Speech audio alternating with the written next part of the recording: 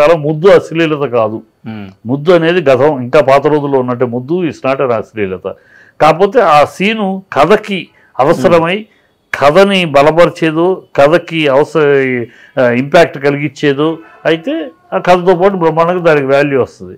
లేదంటే ఉన్న waste scene commercial అది కమర్షియల్ పాయింట్ అయినా అన్ని సినిమాల్లో ఉండట్లేదు కదా. ఎక్కడో ఎందుకు పెడుతున్నారు? ఒక అవసరాన్ని బట్టి కథలో అవసరాన్ని బట్టి సీన్ డిమాండ్ చేస్తే కథ డిమాండ్ చేస్తే పెడతారు. అది దానిలో తప్పులేదు. కథ డిమాండ్ చేసినప్పుడు పెడితే తప్పులేదు. అదేదో అశ్లీలత అంటాం ఈ రోజుల్లో కరెక్ట్ కాదు. అశ్లీలత కాదు. అశ్లీలత అది ముద్దు పెట్టుకుంటాం, భార్యాభర్తలో ప్రేమికులు బావమరదుల్లో ముద్దు పెట్టుకుంటాం. అది చెంపల మీద ముద్దు పెట్టుకునేది, లిప్పుల మీద ముద్దు, పెదాల మీద ముద్దు ఆడుకుంటే తప్పులేదు. ఎప్పటి నుంచో మనకి అదరాలపై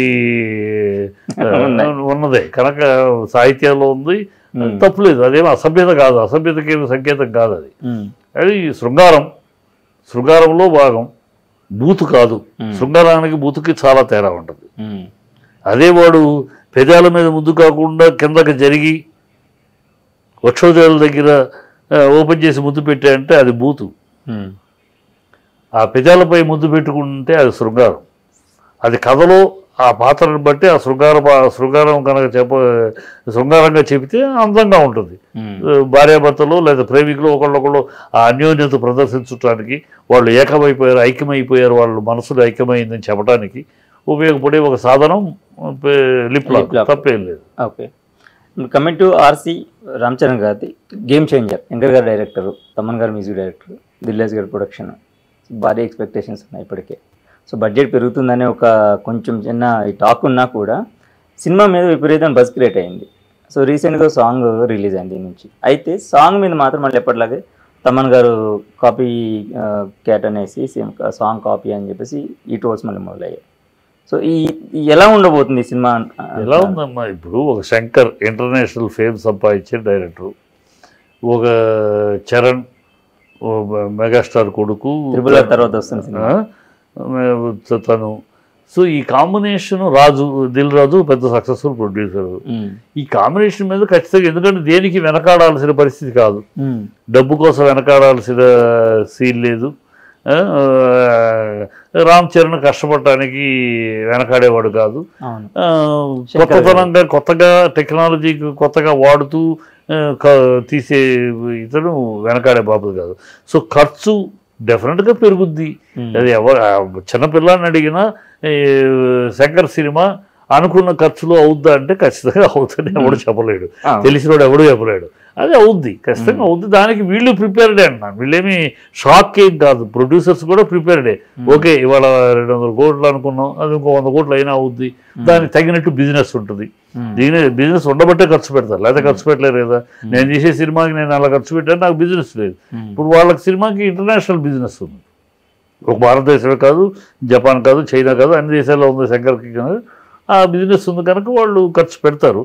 దాన్ని ఎక్స్పెక్టేషను తమన్ సాంగ్ కాపీ కొట్టాడు, ట్యూన్ కాపీ కొట్టాడు. అది కాపీ కొడితే ఇప్పుడు ఇన్స్పిరేషన్ కాపీ అనేది దాని ఏదో ఒక మంచి ట్యూను, ఒక మంచి బీటు, నేను అనుకున్న సీక్వెన్స్, నేను తీసుకున్న సీక్వెన్స్గా సూట్ అవుతుంది అనుకోమ్మా. Nothing wrong in using it. Okay, ఆ సీన్ని ఎలివేట్ చేస్తానికి, ఆ సీక్వెన్స్ని ఎలివేట్ చేయడానికి ఆ ట్యూను బీటు సరిపోతుంది, బాగుంది అంటే నేను వాడటంలో తప్పులేదు. పర్మిషన్ తీసుకుని వాడతాను అంతే. నీ బీట్ బాగుంది. హీరో అనే ఇది సినిమా ఒకటి వచ్చింది, దాంట్లో ఒక ట్యూన్ ఓన్లీ ఫ్లూట్ బీట్ సూపర్గా ఉంటుంది. దాన్ని అనేక మంది వాడారు. ఎందుకంటే ఆ flute bit only flute bit particular portion చాలా బాగుంటుంది. ఆ పోర్షన్ చాలా బాగుంటుంది. ఆ పోర్షన్ వింటానికి కాముగా వింటానికి ఎంతో, అది చాలా మంది వాడుకున్నారు అడిగి. తప్పులేదు, ఒక మంచి ఇది ఆడియన్స్కి నచ్చింది, ఆడియన్స్ మెచ్చింది. నా కథకి కావాలని బలవంతంగా చొప్పిస్తే అసహ్యంగా ఆడుగా ఉంటుంది, కానీ అది కనుక న్యాచురల్గా దాంట్లో కలిసిపోయేటట్టు అనుకో తప్పే లేదు. అది దాని మీద మనం ఏదో, కాకపోతే మన సోషల్ మీడియా ఏముందో ప్రతిదానికి ఏదో ఒకటి కెలికి దాన్ని ఏదో రచ్చ చేయటం అలవాటైపోయింది. దానికి అడ్వాంటేజ్ అలా రచ్చ చేయటం వల్ల ఆ సినిమాకి అడ్వాంటేజ్ తప్పితే ప్రమోషన్ అవుతుంది తప్ప సినిమాకి లాస్ ఉండదు. ఇప్పుడు రీసెంట్గా పుష్ప 2 నుంచి బన్నీ గారి బర్త్డే సందర్భంగా టీజర్ రిలీజ్ చేశారు.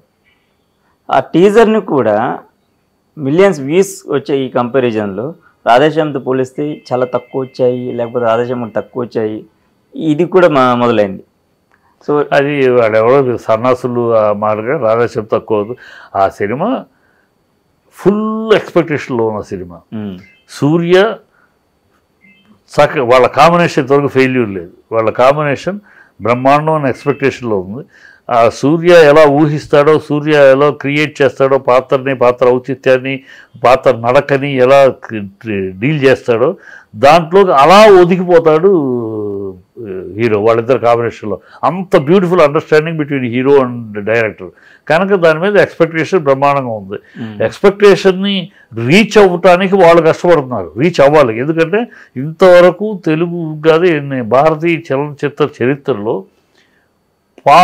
పార్ట్ 1ను మించి పార్ట్ 2 అనేది ఇంతవరకు లేదు. బాహుబలి కూడా పార్ట్ 1 తర్వాతే పార్ట్ 2, కానీ పార్ట్ 1 కన్నా బ్రహ్మాండంగా ఉందని లేదు, రాలా. పార్ట్ 1 ఎప్పుడు అంత ఇంతవరకు పార్ట్ 2 ఆ రికార్డును బ్రేక్ చేయాలని ఖచ్చితంగా ట్రై చేస్తున్నారు. పార్ట్ 1 కన్నా పార్ట్ 2 ఇంకా బ్రహ్మాండం అనిపించాలి అని ట్రై చేస్తున్నారు. అందుకని ఆ ట్రైలర్లో కూడా వెరైటీ ఏదో ఆడవేషం వేసి ఇంకోటి వేసి ఇంకో డ్యాన్సు ఫైటు. ఇప్పుడు కథ కాస్త ఎక్కడో చూడగానే నాకు కాంతారా గుర్తొచ్చింది. కాంతారాలో ఆఖరిలో క్లైమాక్స్లో ఫైటు డ్యాన్స్ మిక్స్ చేసి ఆ గెటప్ వేరుగా ఉన్నా అక్కడ కేరళ గెటప్ వేశారు, ఇక్కడ వేరే ఈ గెటప్ మన కల్చర్ గెటప్ వేశారు. అది కొంచెం ఏదో ఆ ఇన్స్పిరేషన్ కనపడుతుంది. ఏమో ఇన్స్పిరేషన్ కనపడిన తప్పలేదు, అది ఎంత బాగా డీల్ చేశారు. సుకుమార్ సాధారణమైన డైరెక్టర్ కాదు. సుకుమార్ అనే డైరెక్టర్ని మనం తక్కువ అంచనా వేయలేము. ఎందుకంటే అతను కష్టపడతాడు, కృషి చేస్తాడు, దాని మీద ఎక్సర్సైజ్ చేస్తాడు, ఊనే ఆషామాషిగా తీయడు. దానికి తార్కాణం అతని సినిమాలే, అతను తీసిన సినిమాలే కనబడుతూ ఉన్నాయి. కనుక డెఫినెట్గా అతను మనకు తెలిసింది మాత్రం అది తెలియకపోతుంది కాదు, ఈ రికార్డు బ్రేక్ చేయాలని తప్పన ఇద్దరిలోనూ ఉంది. అది దానికోసం వెయిట్ అండ్ సీ, వేచి చూడటం. అదే 1000 నేను ఈ ఆర్గ్యుమెంట్ వద్దని చాలామంది చెప్తున్నా. అది 1000 కోట్లు దాటుదా, బాహుబలి దాటుదా. అయ్యి వద్దు. బాహుబలి అనేది అది ఒక బార్డర్, అది బాహుబలి అనేది అది ఒక రేంజ్, అది అంతే. అది వేరే. ఆ రోజుల్లో ఆ సినిమా మొదలెట్టినప్పుడు ఒక రిస్క్, బ్రహ్మాండమైన రిస్క్ తీసుకున్నాడు రాజమౌళి, దాన్ని అచీవ్ చేశాడు. ఆ రేంజ్ వేరు, ఆ ఇంటర్నేషనల్ రేంజ్ పెట్టుకున్నాడు. అప్పటికి తెలుగు సినిమాలో ఆ రేంజ్ లేదు, లేని రేంజ్ని పెట్టుకుని చేశాడు, అది వేరు. దాంతో ప్రతోళ్ళు బాహుబలితో పోల్చుకుని, ప్రతోళ్ళు చిరంజీవితో పోల్చుకుని ఇవన్నీ కరెక్ట్ కాదు. దాని రేంజ్ డెఫినెట్గా హిట్ అవ్వాలి, డెఫినెట్గా ఆ రేంజ్ కోసం చూస్తారు.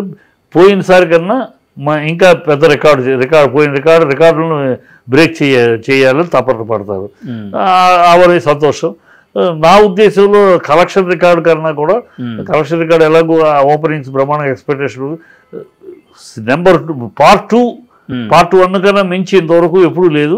ఆ రికార్డు బ్రేక్ చేయాలి. పార్ట్ 1 కన్నా పార్ట్ 2 బ్రహ్మాండం అనే రికార్డు బ్రేక్ చేయాలి for the sake of Sukumar Allu Arjun. ఆ కాంబినేషన్ ఒక బలమైన కాంబినేషన్, అది అవ్వాలని కోరుకుంటున్నాం.